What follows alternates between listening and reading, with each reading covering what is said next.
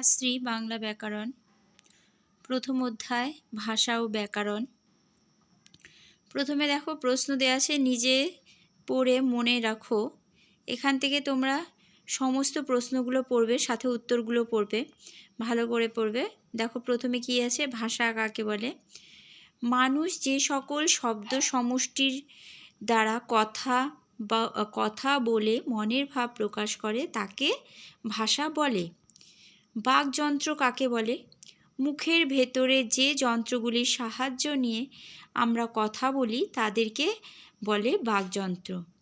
কোন কোন অঞ্চলের মানুষের মাতৃভাষা বাংলা? পশ্চিমবঙ্গ, ত্রিপুরা, আসামের কিছু অংশ ও আমাদের প্রতিবেশী রাষ্ট্র বাংলাদেশের মাতৃভাষা বাংলা। তারপরে দেখো কথ্য ভাষা কাকে বলে? কথা বলার ভাষাকেই কথ্য ভাষা বলে। লেখ্য ভাষা কাকে বলে? যে ভাষার সাহায্যে আমরা পুস্তকাদি রচনা করি তাকে লেখ্য ভাষা বলে। বাংলা ব্যাকরণ কাকে বলে? বাংলা ভাষা শুদ্ধভাবে বলা, পড়া এবং লেখার নিয়ম যে বইতে লেখা থাকে তাকে বলা হয় বাংলা ব্যাকরণ। গুরু চণ্ডালী দোষ কাকে বলে?